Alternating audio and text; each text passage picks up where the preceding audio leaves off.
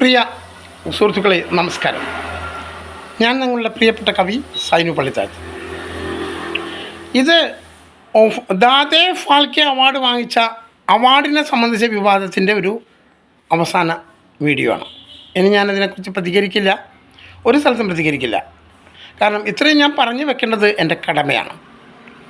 നമ്മുടെ ബഹുമാനപ്പെട്ട മുഖ്യമന്ത്രി, ശുദ്ധനായ മുഖ്യമന്ത്രിയാണ്. ഒരു ഭരണ സംവിധാനത്തിൽ BJPക്കാരും സംഘികളും കോൺഗ്രസ്സുകാരും അതോടൊപ്പം ഇപ്പോൾ ഭൂരിപക്ഷം ഉള്ളതുകൊണ്ട് CPMക്കാരും എല്ലാം കൂടി ഉൾക്കൊള്ളുന്ന ഒരു സംഭവമാണല്ലോ. അതിൽ പെട്ടിട്ടുള്ള ഈ സംഘി ലോബി പെട്ടെന്ന് മുഖ്യമന്ത്രിയെ കണ്ടു, അവാർഡ് നില കൊടുത്തു, ഇന്ന് തന്നെ ഇത് കൊടുത്തു, കേരളത്തിൻ്റെ ഒരു മഹത്തായ സ്വീകരണം കൊടുക്കണമെന്ന് പറഞ്ഞ് ആളെ തെറ്റിദ്ധരിപ്പിച്ച് അത് കൊടുപ്പിച്ചു. പക്ഷേ ഈ അവാർഡിലെ വ്യക്തമായ കള്ളത്തരം, ഇത് രാഷ്ട്രീയപരമായ കള്ളത്തരമാണ്. ഒരിക്കലും കൊടുക്കേണ്ട വ്യക്തിക്കല്ല ഈ അവാർഡ് കൊടുക്കുന്നതെന്ന് അദ്ദേഹം മനസ്സിലാക്കി കഴിഞ്ഞാൽ ഒരു പക്ഷേ അദ്ദേഹം 2.84 കൊടുക്കുമായിരുന്നില്ല. അങ്ങനൊരു സംഭവം അവിടെ നടക്കുമായിരുന്നില്ല.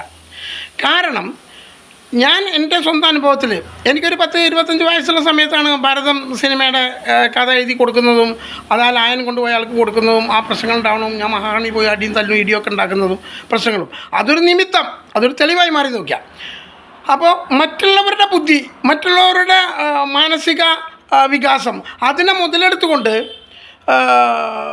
അവർ മറ്റുള്ളവരെ വിഡ്ഢികളാക്കിക്കൊണ്ട് അത് കട്ടെടുക്കുകയോ ചോർത്തിയെടുക്കുകയോ ചെയ്തിട്ട് കലാസൃഷ്ടികൾ ഉണ്ടാക്കിയിട്ട് അവാർഡുകൾ മേടിക്കലും ഗുലുമാലുണ്ടാക്കലൊക്കെ 10-30 കൊല്ലം മുന്നേ തന്നെ തുടങ്ങിയ സംഭവങ്ങളാണിത്. അപ്പോൾ അതിൻ്റെ പശ്ചാത്തലത്തിൽ ഇതൊക്കെ അറിയുന്നതുകൊണ്ടാണ് നമ്മൾ ഇത്രയും വളരെ ശക്തമായി പ്രതികരിച്ചത്. പിന്നെ അതോടൊപ്പം തന്നെ ഇപ്പോൾ ഇവിടുത്തെ ഈ പുലി പല്ല്, അതുപോലെ തന്നെ ആനക്കൊമ്പ്, അതോടൊപ്പം തന്നെ മറ്റു തരത്തിലുള്ള അല്ലറ ചില്ലറ മോഷണങ്ങൾ ഇതൊക്കെ നടത്തി പ്രതിപ്പട്ടികളിൽ ഇരിക്കുന്ന വ്യക്തികൾക്ക് അവാർഡുകൾ നൽകരുത് എന്നുള്ളതാണ് ഒരു കവി എന്നുള്ള നിലയ്ക്ക് എനിക്ക് പറയാനുള്ളത്. ഞാനെന്തെങ്കിലും തെറ്റ് ചെയ്തതിന് എന്നെ ശിക്ഷിക്കാം. അപ്പോൾ ഈ പറയുന്ന എന്നെ എനിക്ക് നിയമപരമായിട്ടോ അല്ലാത്ത രീതിയിലോ എന്നെ ശിക്ഷിക്കാം. അതിന് ഞാനിവിടെ ഉണ്ടല്ലോ. അപ്പോൾ ആയതുകൊണ്ട് വളരെ വ്യക്തമായിട്ട് പറയുന്നു, കള്ളക്കേസ് അതുപോലെ കള്ളത്തരങ്ങൾ ഇതൊക്കെയാണ് ഇവിടെ നടന്നുകൊണ്ടിരിക്കുന്നത്. അപ്പോൾ ഇതുകൊണ്ടൊന്നും അവരാരും വിജയിക്കില്ല. ഇതിനൊക്കെ മുകളിൽ പോകുന്ന ഒരു നീതിപീഠവും അതിന് മുകളിൽ പോകുന്നൊരു ദൈവത്തിൻ്റെ ശക്തി ഇവിടെ ഉണ്ടല്ലോ. അതൊക്കെ വിശ്വസിച്ചുകൊണ്ട് ഈ നടമാടിയത് മുഴുവൻ വെറും മോശം കാര്യങ്ങളാണെന്ന് ബോധ്യപ്പെടുത്തേണ്ട ഒരു ചുമതല ഉള്ളതുകൊണ്ട് ഇത്രയും പറഞ്ഞ് ഞാൻ നിർത്തട്ടെ. പ്രിയപ്പെട്ട കവി, നിങ്ങളുടെ പ്രിയപ്പെട്ട കവി സൈനു പള്ളിത്താഴത്ത്. Thank you.